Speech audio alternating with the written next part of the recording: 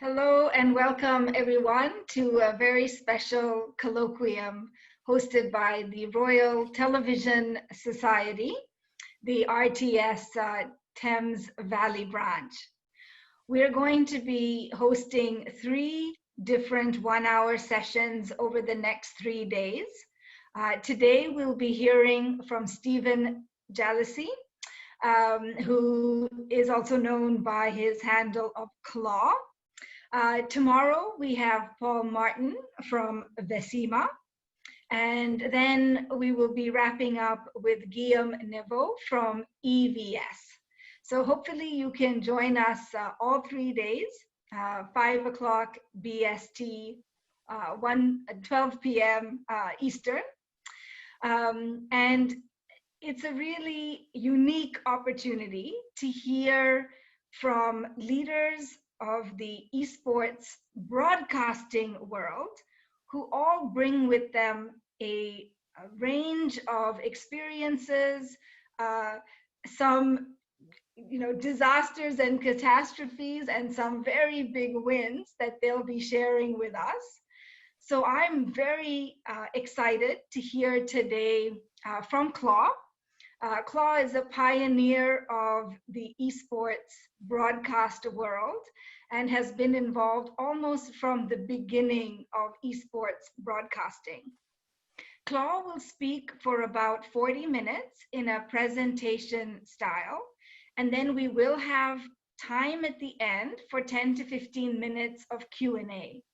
So I'm expecting that everyone who is on the webinar will have some questions, and we will be doing an audience Q&A at the end of the session.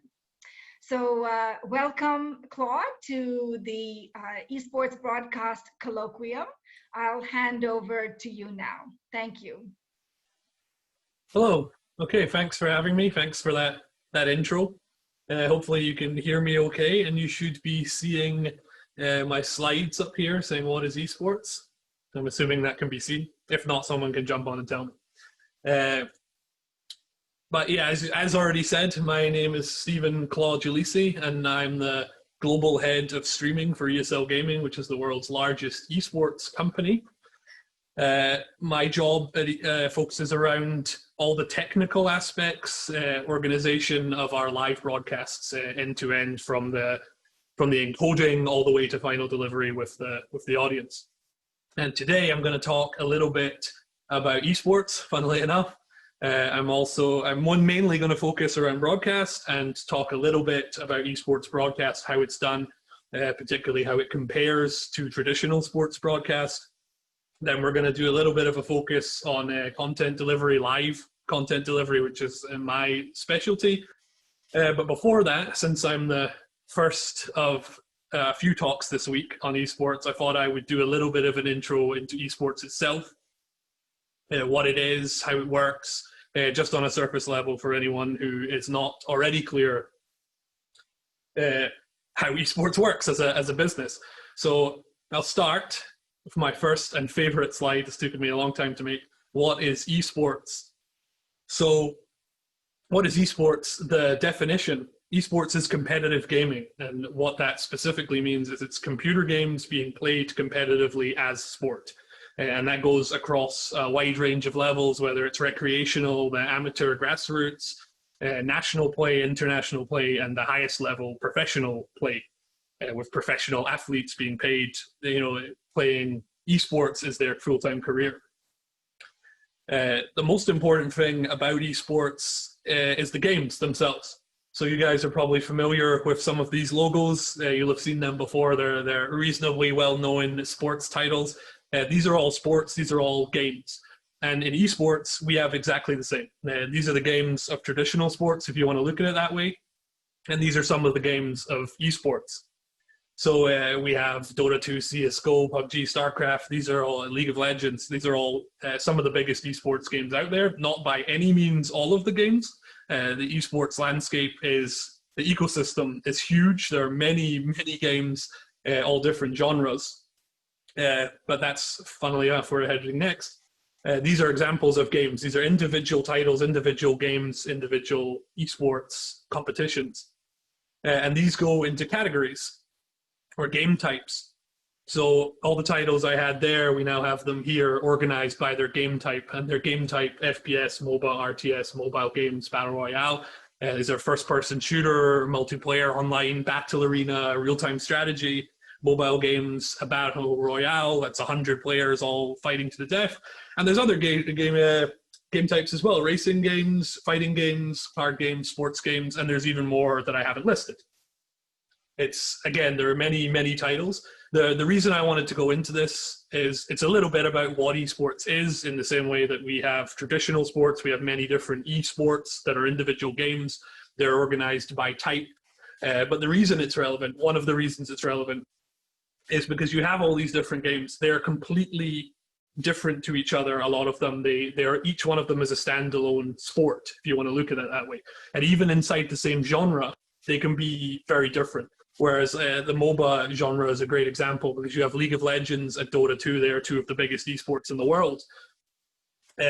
These are both MOBAs. They're both 5-on-5 games. They look similar. They play similar. They're in the same category. But when it comes to esports, they're completely differently organized.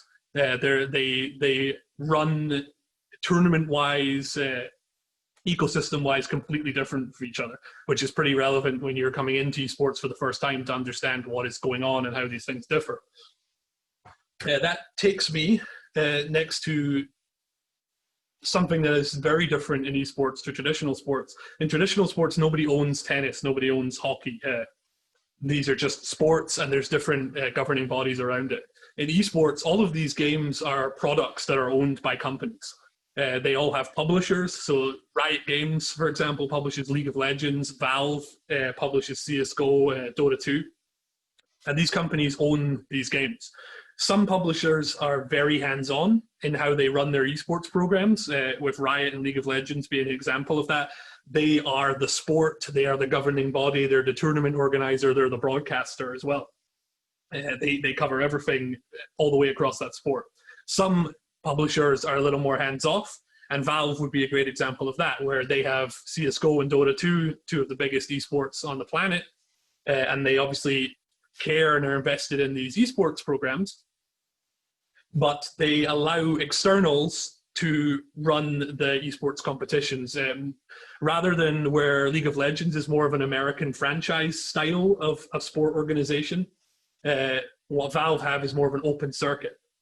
And that takes us to ESL, the company that I work for. So ESL is the world's largest esports company, and we do so many things. I'm not going to talk about 90% of them here. But one of the biggest things that we are is a tournament organizer. And we run tournaments for publishers. We run their esports programs, leagues, tournaments, live events. But we also have our own owned and operated products. So ESL 1, Intel Extreme Masters, and the ESL Pro League, these are three of the biggest esports tournaments and leagues in the world. And we run these with games that belong to publishers. CSGO, Dota 2, CSGO, StarCraft from Activision Blizzard. These are all games that we run the tournament structure for in an open circuit. So obviously other tournament organizers can also do tournaments for CSGO. It's not exclusive to ESL. But these tournaments are three of the biggest tournaments in the world, two of the biggest tournaments in the world, one of the biggest leagues in the world, and they're all part of the ESL Pro Tour. So we've talked about games, game types, publishers, tournament operators. Next, I think, if I can find my mouse, I have a few screens going on here. We will go to some numbers, just very briefly. Because I'm talking about these events, I say these are the biggest events in the world, esports events in the world. So I wanted to show a few viewing numbers, very, very surface level, not in any degree of detail. But this is ESL 1 Cologne 2019, so this is a pre-global pandemic, and then two events this year, one IEM Katowice, which happened right at the start of the pandemic, and Pro League, which happened during. And the viewership there, as you can see, is pretty high. We have a lot of hours watched. We have 1 million peak viewers for Intel Extreme Masters this year, and 500K, 700K on these other two products. This is pretty significant, because these numbers are not the whole story. Right? These are not estimates or kind of linear TV style. We think this many people may have been watching, or these are real numbers that have been gathered just from the online OTT platforms. So essentially, Twitch, YouTube, Facebook, the online places where you can see viewer counts. These are the confirmed numbers. These don't include a lot of the linear distributions, media rights deals. They don't include numbers for China specifically as a closed market. So I think these numbers are really significant when you consider the fact that in reality, there's a lot more viewers watching these events. These are just the confirmed, verifiable, you could see these numbers for yourself online, which is pretty big. I think even with these numbers, it's sometimes hard to get an idea of just how big esports really has become on the top level, on the professional level of esports. I think the best way is to experience it for yourself. That's not possible at the moment, and is likely to not be possible, certainly this year. But I think it's not just the viewing numbers online. These are huge events for the crowds, for the audience in reality. In ESL 1 Cologne, we sell out the Lanxess Arena in Cologne every single year. 4 years in a row, we've sold it out. We go to the Barclays Center in New York. These are huge events. We're talking 15,000 people watching the event in person, as well as the online viewership. And it's hard to really get a sense of that. I wanted to play a video to show everyone, but it was a little bit too tricky in this presentation setup. But I did bring a pretty nice picture of, this is ESL 1 Cologne 2019. This is one of our shots from our very talented photographers. And it really gives a sense of how big these events are, right? These are not, teenagers playing computer games in their basement. This is real sports. This is huge events, huge viewership, huge attendance, and the fans of these events are fanatical about it. So, that being said, and talking, we're kind of getting to the end of my little spiel about esports here.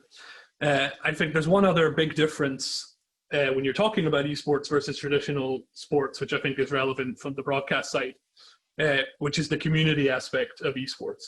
I think a lot of traditional sports, they're defined, by their history, their legacy. They've been around a very long time, and there's a certain way that these sports are organized, handled, broadcast. Obviously, fans matter to these sports, but they have a lot less access and there are a lot less influence on them. And I think that's why a lot of older traditional sports are seeing a decline in their audience, or an aging audience, where their audience is getting older, but they're not bringing in a new generation of viewers. Esports is totally different because it's community-based, community-driven all the way through. Every one of these sports, every one of these esports is a game. And that game has a community around it. These are the people who watch the esports. They're also the players of the game.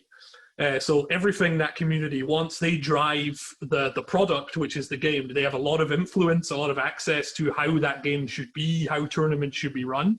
And when we do a broadcast, when ESL is executing a tournament in this game, that is directly what we're considering, is we are taking this game and we are constructing a tournament and then doing a broadcast to feed right back to that same community who are playing the game. So it's like a circular process, which the audience is incredibly important and have a huge amount of involvement in. And I think that's part of the reason behind esports crazy growth, because there's no other sport in the world which is like that, where you have that direct influence, that direct access to this thing that is getting bigger and bigger. And obviously, when we talk about broadcast, that is a huge amount of influence on how we do things, and even how we do things technically. So that takes us to my second favorite slide, esports broadcast, the basics. So I wanted to talk a little bit about esports broadcast, specifically how it compares to traditional broadcast and the things that make it unique. Also, I think to do that, we'll probably start pre-COVID-19 to talk about a little bit how things were, because obviously how things have changed, something we're going to talk about, but it's all still very fresh and is happening right now. I think it's easier to explain the basics from what it was rather than what it is now. So the first slide I've prepared, I'd like to say I've spent a lot of time on this diagram, probably not as much as I should have. this is traditional broadcast, right? Very, very simplified, a basic view of it. Everybody who's watching this is probably familiar with traditional broadcast. Most of you probably work in it. And this is just a basic concept of how it works. Everybody knows this. You have your venue, your field of play, which is your soccer stadium or your rink, your court, whatever it is. You have all the cameras, stage tech, everything there. You have your broadcast truck or trucks. You have all the different aspects of that, where you have your switcher, audio engineering, your play out, and transmission happening from there as well. And then you're going out in a traditional fashion, whether that's satellite or more commonly now, I think, or not more commonly, but in addition to that now, IP, managed network, fiber, stuff like that. And it's equally applicable if you're talking about a remote broadcast, where it's basically exactly the same workflow. You might get rid of your truck and replace it with a studio, or you might have your truck at the venue providing the camera tech stuff. But basically, it's the same workflow. You just spend a lot of money in that middle part moving the signals from here to here. Esports is a little bit different, but it's actually not as different as you would think. I think when we say, how does esports broadcast compare with traditional broadcast, the answer is it's pretty similar. There's only really two areas that I think are dramatically different, and they're shown in this diagram, where we've replaced the transmission with the ESL logo, because that's what the second half of this presentation is going to be about, is how we do things very differently in the distribution, transmission, live content delivery arena. But there's a new part in our workflow, in the esports workflow, which is in-game. And this doesn't really exist, certainly not in the same way. In traditional sports, it's unique to esports. So we'll come back to live content distribution later. Right now, what is in-game? In-game is probably one of the most important things to understand. If you're coming from outside of esports and you're coming into esports broadcast, you want to understand how it's different. In-game is really this.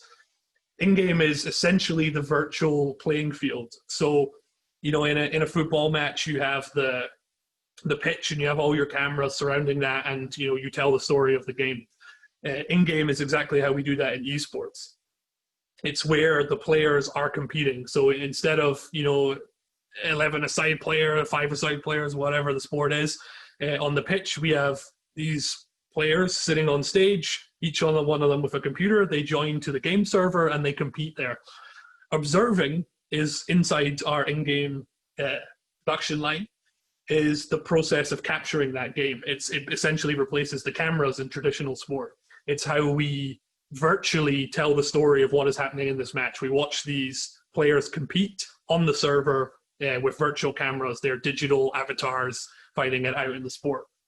And in most cases, not every case, but in many cases, this is a sub-production line before the main production line, but it depends on the scale of the production. So there's a few pictures here of kind of what in-game is in a couple of different games. Most of these are CSGO, which is a first-person shooter. The one in the center there is Dota 2. So this is the virtual playing field. These are virtual cameras. You have all the different shots you would expect from a traditional sport, but in a digital sense. So in that top one, you can see all 5 players in the map. You can see a wider shot. You can see the first-person shot. You can see the whole game being covered from all these different virtual camera positions. We get POV from the players, obviously, and you have the graphics, the HUDs, the live stats. But in-game is also all the stuff you'd expect from a traditional sport. It's the stage, it's the cameras, team cams, reaction shots, replays, slow motion replay. You have picture-in-picture. You have all the same things you would have covering a normal sport, but we also have the virtual digital part at the same time. And combining these together, this is what we call the in-game production line, where you tell the story of the match. You still have your pre-game and your post-game analysis, all of your features, ads, play out, everything like that. But we have this in-game, which is where we tell the story of the actual match. And the most important part of this is certainly the observing. And this is done by an observer, funnily enough, or a team of observers who are experts in the game. The people who are following this action, it's essentially you have your TD in the truck and your director deciding what shots are going to go out to broadcast. Essentially, the observer, in a way, or your in-game director, you would also have in a big production, they're doing the same thing, but for these virtual cameras. They are deciding what you need to see, what angle you need to be at, what point of view you have to be at to understand the story of this match. So that's in-game. Very quick, basic summary of in-game. And it's relevant when we come to this slide. So what had to change when the pandemic started, COVID-19 affected all production, mainly in esports, we had to move from an offline tournament to an online tournament. That's the biggest difference for us. Essentially what that means in this case is most esports tournaments are LAN tournaments, local area network, where the players are physically sitting together on stage and they're connecting to a server that is also physically present. They're not playing via the internet. And that's what we call an offline event. And that is usually what most professional events are offline. But the advantage of these being virtual games where you're playing on a game server is in traditional sports, obviously, if you can't have the players on the pitch competing, then you have no sport. It doesn't matter how you adjust the broadcast because there's no sport to cover. In esports, you're already one step ahead. You have a massive advantage because the sport can continue. All of these players can be locked down in their own homes or locked down in their training facilities, but they can still connect virtually over the internet and play the game. It does change some factors, competitive aspects, but essentially it's the same process. And because our observing and in-game is built from this game server and this method of play, it doesn't matter whether the players are at home connecting over the internet or you're all at the same place, the process is the same. So what had to change when the pandemic started and we had to reassess our productions? The answer is, in competitive terms, for the players, quite a lot, probably from offline to online, but for us, very little. All we had to do was tackle the same problems that you would have in any sports production line. You're talking about a lot of external sources. So how do we get hosts who aren't in the same place into the broadcast? How do we do interviews? How do we see the teams? How do we get reaction shots? How do we have, the two different desks at two different parts of the world talking to each other? And these are the same problems traditional broadcast is facing. The only major difference, I think, is that because esports tends to function in a lot more, I think it's a faster moving, more innovative. We kind of look at every problem as, okay, what do we need to do and what is the smartest, most efficient way to do that? And because there's very few restrictions from the kind of traditional, conventional way of thinking, we can move a lot faster, pivot a lot easier, and do things a lot more efficiently, but also a lot more cost effectively. So the transition for us wasn't incredibly difficult. Yeah, and I think that's really what it's all about. The question being, why is esports been able to continue when traditional sports have struggled to continue? Really, it's far less to do with the broadcast and way more to do with the nature of the sport. It's just inherently that esport can be played without people physically being next to each other, whereas traditional sport can't. The broadcast is the far less dramatic change for us, where it's really just about external sources. All this stuff already exists. It can all already be done. We're just doing it in unorthodox ways, doing it a little bit faster, a little bit simpler. And I think this way of thinking is exactly how we handle our content distribution, which is where we're going next. Essentially, the fact that we look at challenges and think, what is the best way to do this? What makes sense here? Not just what is the conventional wisdom of how this should be done. Is there a better way? We do that all the way across esports, all the way through the production line.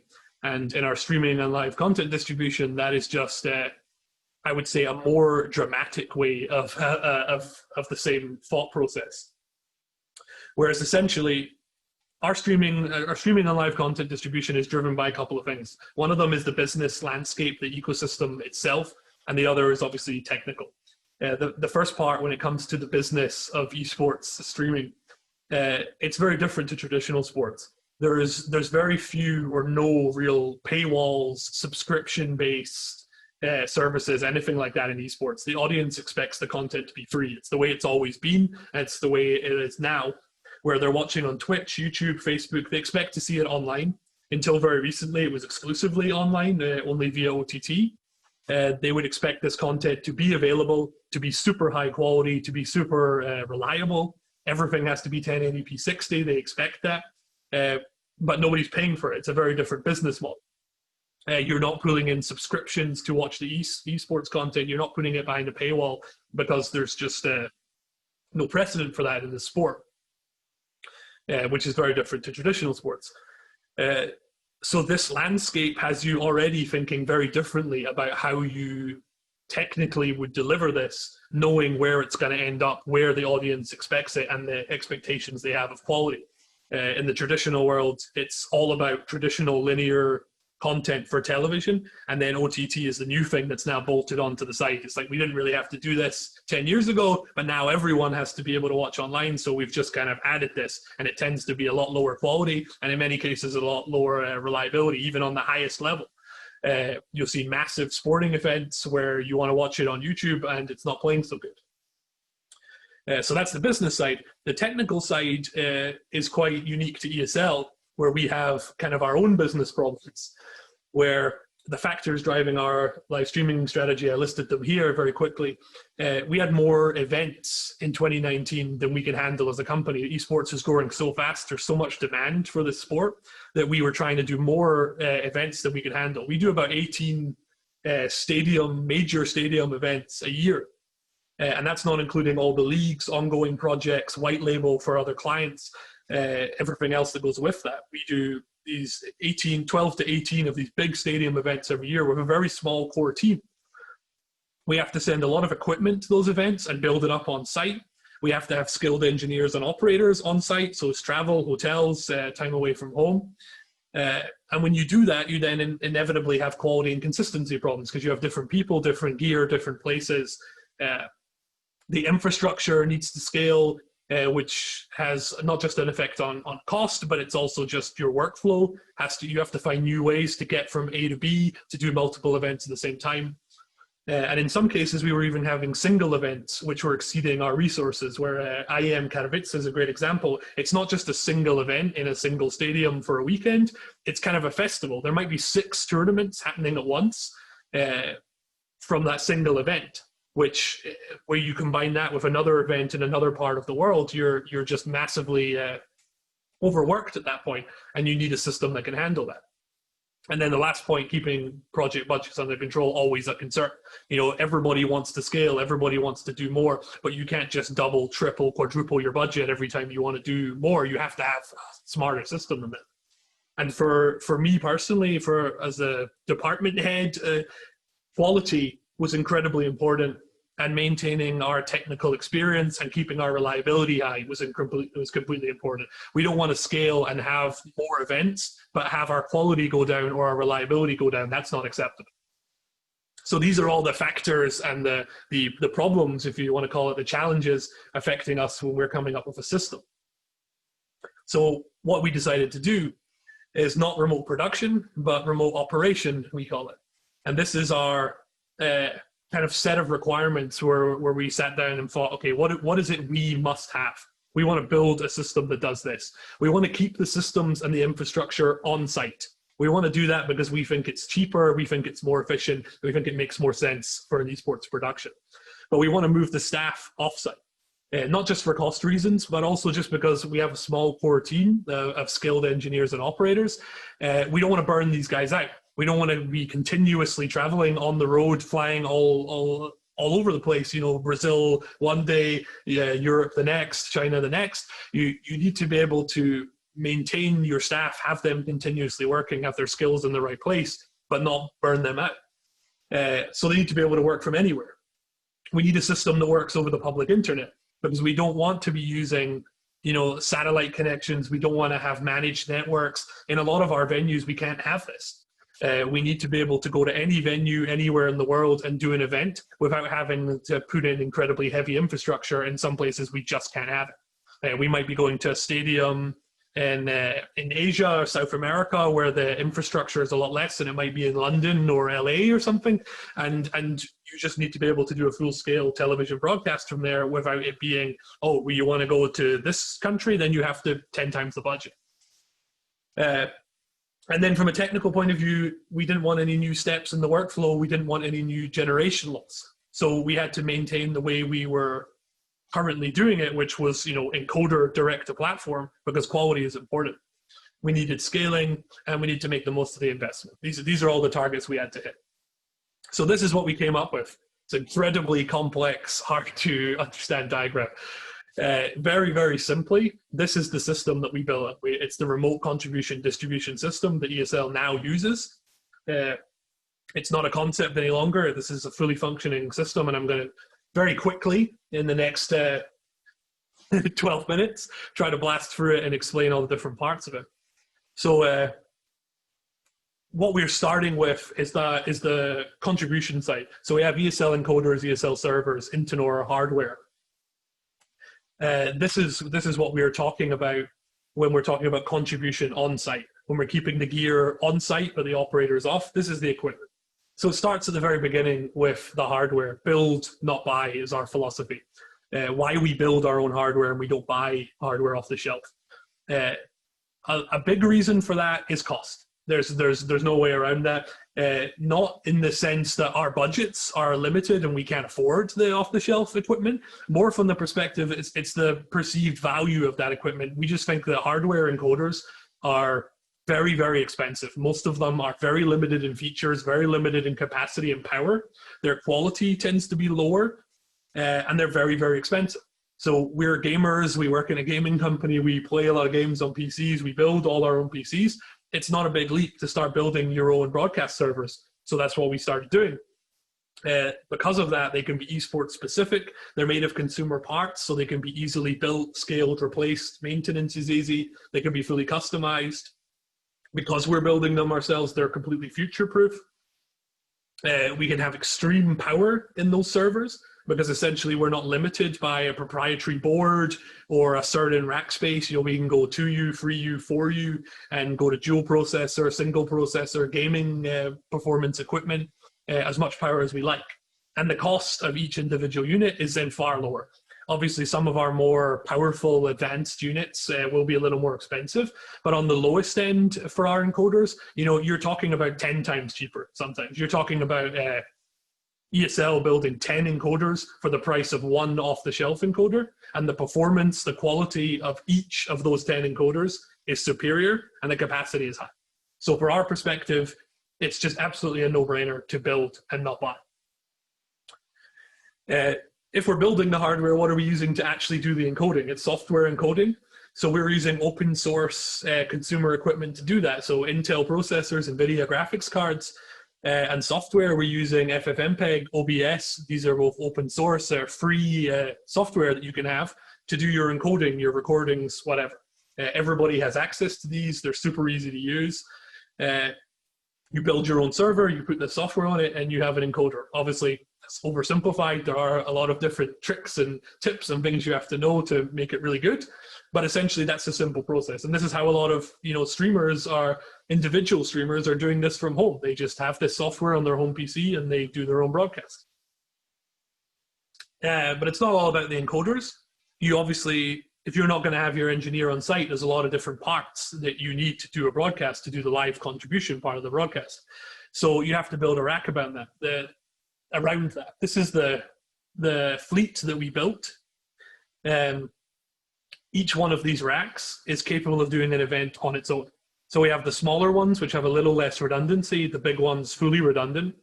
And essentially, each one of these racks is capable of doing everything that my engineers and operators need for that event. It has all their encoding needs, all their recorders, their servers.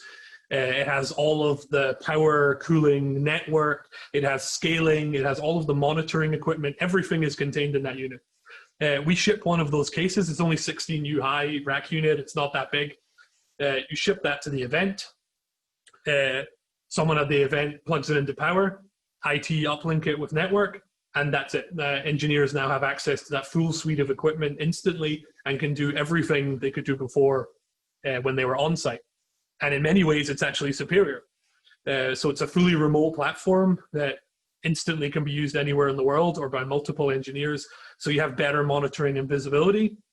It means we can have the best people on every event rather than have to worry about, okay, what quality of engineer can we have for this event? It's usable anywhere because it's plug and play, it's simple, it's low power, it's using the public internet. So you could wheel these, if you can get that rack through the door of your apartment, then you can do an event from your apartment. It's cheaper and easier to build these racks. They're flexible, they're multi-purpose servers. So essentially this equipment, it isn't just an encoder or a recorder, it's just consumer off-the-shelf hardware. You can do whatever you want with it. You can change the software it's installed, you can change the operating system, it's totally flexible.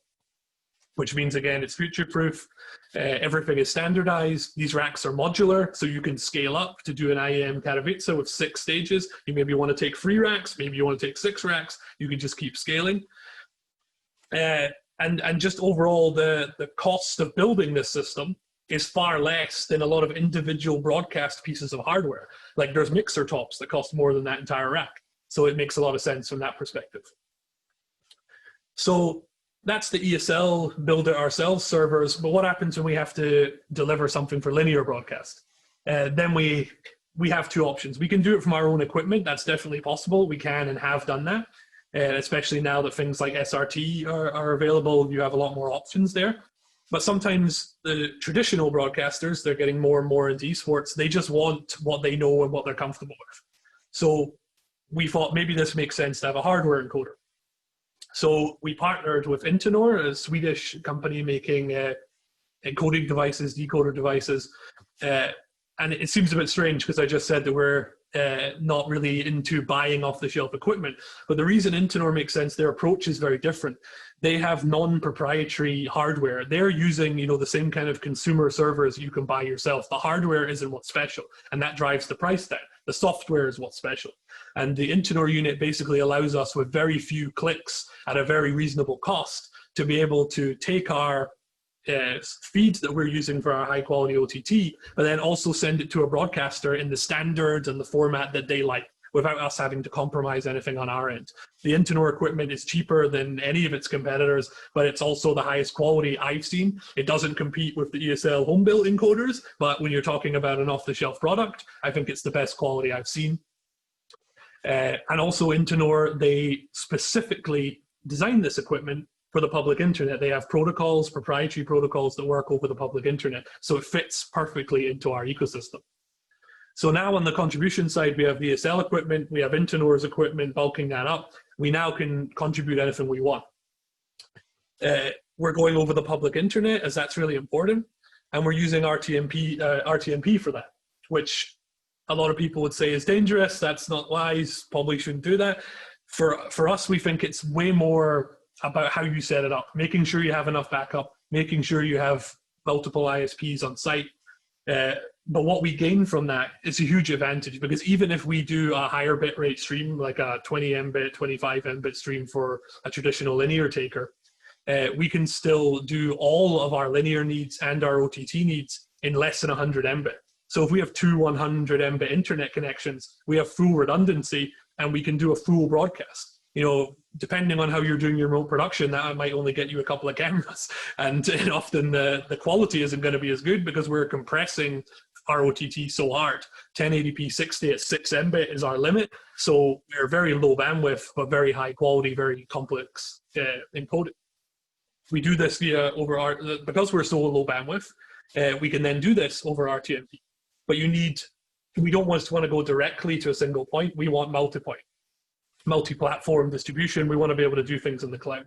So our next partnership in this workflow is Make TV, which is now an LTN global division. And they provide us the tools we need in the cloud to distribute all our different feeds. We don't want to manage service, basically because we think it's too restrictive, it's too difficult. We don't want to be booking, we don't want to be reassessing based on our hourly needs or how many channels. We want to be able to just do what we want and pay on demand. Make TV give us a suite of tools to do that. And we can have global ingest. So anywhere in the world, we can spin up resources. We can do 2 events on different sides of the planet and just be contributing via the public internet RTMP instantly. We can also send other things, SRT, for example. But RTMP is how we're doing most of it. That we can route and switch, we can transcode, we can go straight pass through to the platform, which is incredibly important since we don't want to lose that quality. We can add latency, control latency. And it's all browser-based, it's on-demand resources. So again, it fits perfectly into our workflow, where we have everything is remote operated, cloud-based, browser-based, So our remote operators at the top of the diagram there can do whatever they want from wherever they want. And there's no restrictions placed on the fact that, oh, we have to have this heavy infrastructure here. We have to have this service here. You can only do this in this way.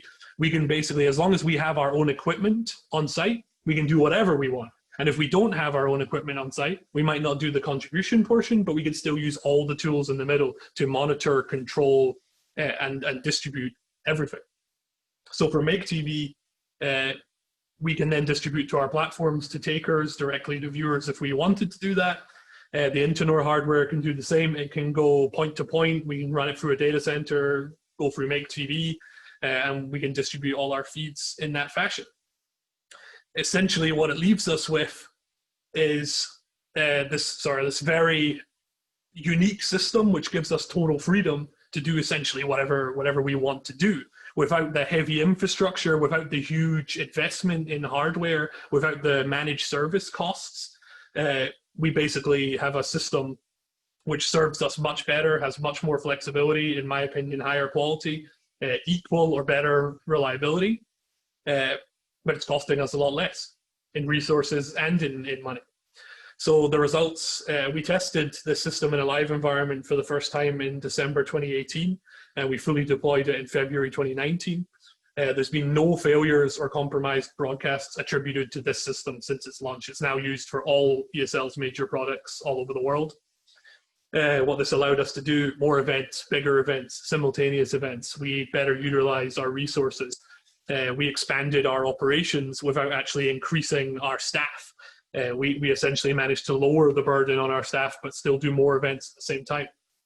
We are now flexible, we're scalable, we have a platform for future expansion. We have very low cost infrastructure, very few operating costs and service fees. We still maintain the highest quality OTT in esports, if not the highest quality OTT period, I think, live OTT, obviously. And how does that connect to how esports continued operating when COVID-19 hit? Is this system was already in place. So essentially nothing changed for us from the distribution point of perspective. We just continued operating exactly as we would have before. So that brings me to the end of my streaming live content distribution part of the talk. And I think just to conclude, I've went pretty quickly through esports broadcast streaming because I didn't have a lot of time. I'm actually about to go overtime, I think. So we're very kind of on the surface, just talking about the differences, in-game being a big difference, a little bit about esports as an industry, and then how we handle our content distribution. I think that what I would hope people would take away from this is a little bit about esports, if you didn't already know it, how it works, how it's organized, what the games are, especially what in-game is very important. If you want to get into esports, having an understanding of these games is very, very important. I think you can certainly come into esports as a vendor, a service provider, and try to apply the things you already do and know to esports. But unless you have an understanding of the games, the needs, the community around it, I think it's a big struggle. And the other part, I think that it's important with what we're doing is I spend a lot of time talking about how I think we think about problems differently, and we're not constricted by any kind of, older way of thinking, conventional wisdom, but this is the way it must be done. It's not safe to do it like this. You can't use that technology for that. We like to think we're a lot more agile. We move quicker. We take risks. And I think there's a lot to be learned from that for traditional broadcast in terms of what esports is doing now. I think a lot of people might be sitting back and thinking eventually esports is going to grow up and eventually esports will come into the traditional world and they'll need our products and services. And I think that's a very risky way, a very risky place to sit, because in my opinion, esports is already doing these things. We move quickly. When something doesn't exist, we make it. When something's too expensive, we build it ourselves. the biggest events, we're already on that professional level and we're already doing things very differently. I think even if you're not interested in directly getting involved in esports, I think there's so much to learn from the approach that esports takes that will soon need to be applied to traditional sports. Because even though right now there's a big separation between esports and traditional sports in terms of how they're made, certainly I think in their production budgets, I think it's only a matter of time before the questions start being asked, why is this so much more expensive than this when the output is the same? And I think it's valuable to look at esports and see how we're doing things, why we're doing it that way, and what can be learned, which is going to be hugely beneficial to anyone in the future, whether they're doing an esports broadcast or a conventional sports broadcast. So I only went 2 minutes over. That's not too bad. So I think we hopefully have time for some questions now. Thank you, Claude. Great presentation. Always very interesting to hear from you. We do indeed have some audience questions. So let's just dive right in. Cool. Thanks to Tim Marshall for asking this question. Did you encounter issues of latency when changing from the stadium to online tournaments with your numerous disparate remote sources? Yes, I think the answer is obviously yes, because latency is a big problem, especially with real-time communication. You know, like when you're trying to do what we're doing now, but in broadcast quality in a show, it is a little bit of a challenge.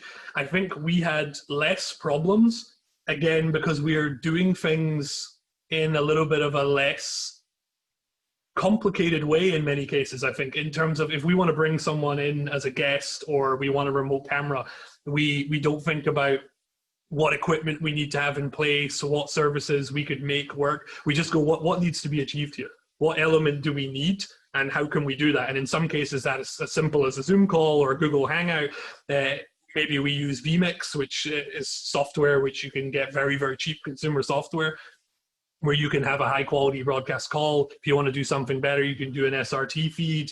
The answer to the question is yes, you have issues with latency, but I think it's just how you design your workflow. I think if you obviously just fire up 2 streams or you do a Zoom call and hope that the quality of that is high enough for a 1080p broadcast, you're probably going to have some issues. But I think when you think about the workflow logically and where everything is going point to point, what services you're using, you can usually accommodate for it. Quite a lot of the time we have feeds that are definitely out of sync, and we just route them and pass them through whatever processes we need to then get them back in sync. The issue is, does it matter if it's live or not, is the question you always have to ask. Everything has to be synchronized, but not everything has to be, 100 milliseconds latency. Because if 2 people are talking, as long as they can talk to each other, it doesn't matter if they're 2 seconds behind the real conversation, as long as they can hear and see each other in time. Thank you. Another question from Mark Coster. How do you pick up the camera feeds? Do you take a split of each player's view monitor, or do you have an independent control via an in-game hook? Yeah, so that's a pretty common question when we're talking about the observing in the in-game control room, because it depends on the game. In a lot of mobile games, it used to be pretty common to have to split the signal from the phone or the iPad because the games maybe didn't have observer modes. Almost every esport game now, the publishers are well aware of the value of esports and they want to run esports programs. So the games are built with observer modes. We would never, in a professional tier tournament, we would never split the monitor feed of a player. That would just be unacceptable because you couldn't run the risk that anything you're doing could affect their play, because these are not, playing for fun. These are professional players. They're playing for millions of dollars. They take it very seriously. Competitive integrity of the game is super important. So we don't touch their setup. They have their mouse, their keyboard, their monitor, and their individual machine, and that is theirs, with only our league operations and our IT and the player themselves having access. Everything from the broadcast is separated. So the game server that they're playing on, essentially, if you have 5 and 5, you have the 5 players on one side, 5 on the other. You'll have 2 coaches who are allowed to watch in some games, and then the observer is essentially another invisible flying player in that server. and we can have as many observer angles as we want. So we can have virtual cameras everywhere. The observer can essentially see from the point of view of each player, but we're not touching their competitive equipment.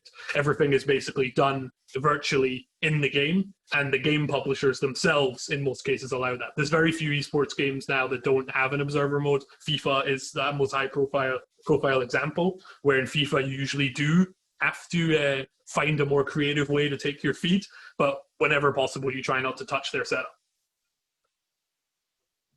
Thank you. A question about the hardware. Very interesting that you have built some of the hardware in-house. The case you make is persuasive. If such a habit takes off more widely, it could be a challenge for proprietary vendors, particularly if they are selling overscoped kit. Comment. Comment. Yes, I definitely think if I was a hardware provider, unless I had, a best-in-class unbeatable product, like an EVS machine, I would be pretty concerned. EVS, I think, is an example of, nobody questions, what do you use if you're doing a sports broadcast, an esports broadcast? Well, it doesn't matter what it is. You have an EVS machine, right? Because it's just what you use. That might change in the future. Of course, anything can change. But if I was just a hardware provider, especially for something more less common in the broadcast industry, I guess, so like an OTT encoder or just any kind of encoder, it's definitely a concern. Because if people can build it themselves and it's cheaper, 10 times cheaper sometimes, and it's better quality and they can do more, that's a red flag, right? I think, but I don't tend to think about it as a threat. I think it's just a change in the industry. And I think we're like, I certainly don't go out and tell people, don't buy equipment, build your own equipment, because we're a very unique case, being the largest esports company in the world. Not everybody has the same demand that we have for events and for equipment. I think what's changing is just how people view what is an acceptable investment or not. And maybe a few years ago, it would be acceptable to spend 25K on a dual channel encoder. But now, in my opinion, it's not, because you can basically do that yourself for far, far cheaper. So why would you spend that money? But for me, we're the tournament organizer. We are essentially producing events and producing our content. We don't want to build our own hardware. I would much rather not do it because, why would we want to do that? It would be much easier if we could just say, well, can we buy a really good, reliable piece of broadcast kit from a provider, but can we buy it at the price we want? And I think it's just a changing in the industry. And I think that's why Intonor is a great example there, because we're buying hardware from Intonor. And that's completely against the concept of, we can do it ourselves. We could do it ourselves, but if a provider can say, here's a piece of kit, which will do everything you need, super easy, turnkey, you don't have to build it, and it's at a price that you can accept and you think is acceptable, then why would you not do that? I think ESL is not in the hardware equipment business. We don't want to build our own hardware. We're certainly not going to build it for other people. What we are just pointing out, I think, is the beginning of a change. Whereas before you would say, you have to buy this machine because it's the only way to do it. If you want to do a replay, you have to buy this machine. If you want to do a feed from your truck to your studio, you have to have this level of infrastructure in place. I think we're just kind of blazing a trail for how you don't have to do it the way that it always has been done. But I think from my perspective, I think the smart, innovative companies, services, vendors, technology vendors, I think they'll be looking at this and not feeling threatened. They'll be looking at this and thinking, how can we make products that appeal to these people? And as I said in my conclusion of the presentation, I think that's not just about esports. It's just going to be valuable in general, because traditional sports budgets are not going to be gigantic forever. I think they're already coming down, and they're only going to come down more. And I think if you can look at esports, go, look what those guys did. We're going to build our next hardware encoder to be more along those lines. That's going to help you further down the line when traditional broadcast goes, we want this, but we want you to take a zero off of the cost. I think it's just about future-proofing. Thank you. Can you give a little bit more information about formats and codecs? what takes priority, online streaming or other forms of broadcast? And are there lessons to be learned on how you deliver your content? For sure. I mean, when it comes to the CDN, the business, I won't talk about that very much because esports doesn't really have that. There's no paywalls, no subscription services. You know, there isn't a DAZN of esports at the moment or anything like that. Everything is free online. So the CDN business, that's like Twitch's business, that's YouTube's business, Facebook's business. We provide them the content, they deliver it to the viewers. ESL has a great relationship with Twitch. Twitch is where most esports are consumed by a long way, and their platform is specifically designed for that. But before that, when it comes to the contribution, the middle portion of the workflow, I think everything is geared towards OTT, like 100%. And even now that more traditional broadcasters are getting interested, so, you know, the BBC wants some esports, ESPN shows esports, it's becoming more common. Since I think in 2016, we had maybe 5 linear takers, and now we have a lot more than that. I mean, we can have 20 on some of our broadcasts, which are linear TV networks that want to show this content. But most of the viewership, the big viewership where the real esports fans in the community is, they're still online. So for us, it's not so much about prioritizing the online OTT. It's more about saying that this is very, very important and it absolutely can't be compromised.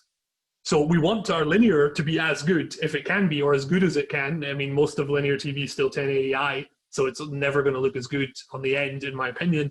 But we take a different approach, whereas instead of bolting OTT onto traditional linear, we bolt traditional linear onto OTT, and even though they run in the same system, they're completely differently packaged, encoded, and optimized. So the linear, I mean, we can do just a UDP transport stream or a TCP stream, or if we're working with Intinor, we'll use BRT, which is their proprietary codec for the public internet. We can also use SRT on an Intinor device, and we would use those kind of protocols to move the stream for linear takers. With our OTT, everything is still RTMP because that's what the platforms want, so it hasn't moved on, and because it hasn't moved on, we're not going to move on. But the encoding is a lot more intense for that, because the Intinor feed, we might send that out at 25 Mbps. The OTT feed is 6. So it has to be, if you want that to look as good or better, it has to be much more intensely encoded, and no off-the-shelf solution is going to do that. But essentially, we're still using H.264 video, sending that as RTMP. That's how we're doing our OTT. And then once it goes to the platforms, then they move it into whatever they want, whether that's VP9 or AV1 on YouTube or HLS still on a lot of platforms. Great, thank you. I don't know, I think I answered it, I'm not sure. No, good answer, thank you.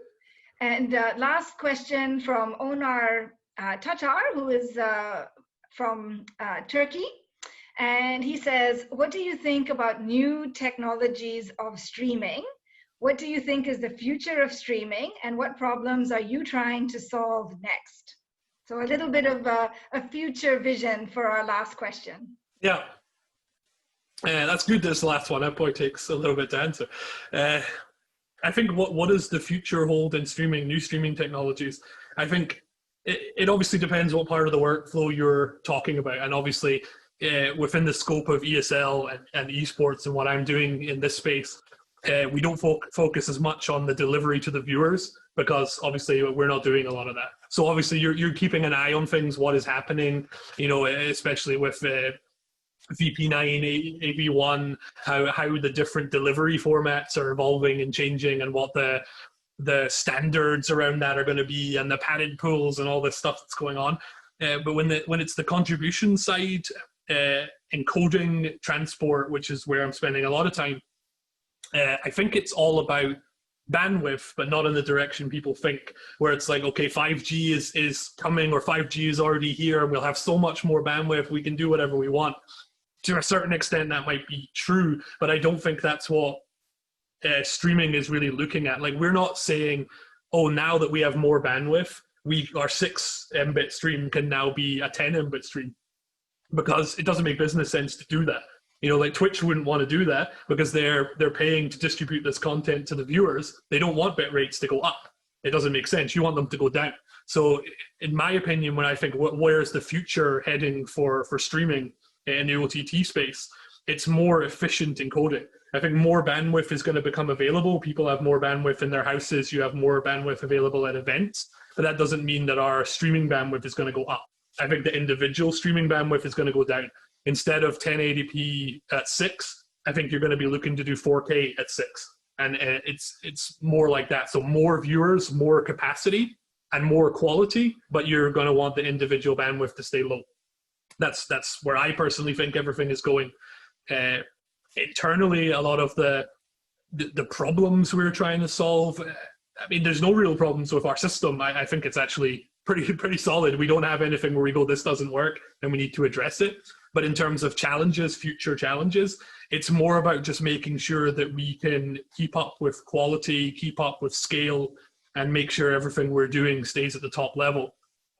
I think the biggest issues are how you manage the public internet and making sure you're always doing that in the smartest way. I think SRT has done a lot in that space. It's given people a lot more options than they had. With RTMP, people would say you can't do that over the public internet long distance. You definitely can. You just need to be smart about how you do it. But things like SRT obviously make that a lot easier, because suddenly now you can send a feed from one place to another over the public internet with, you know, no concern about what's going to happen to it, because there's so much potential redundancy in that.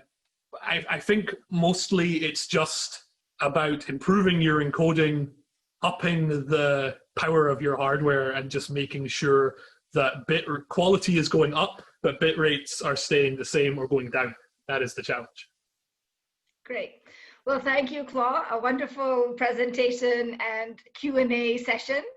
This was the first of 3 different sessions that the RTS is hosting today, tomorrow, and Wednesday.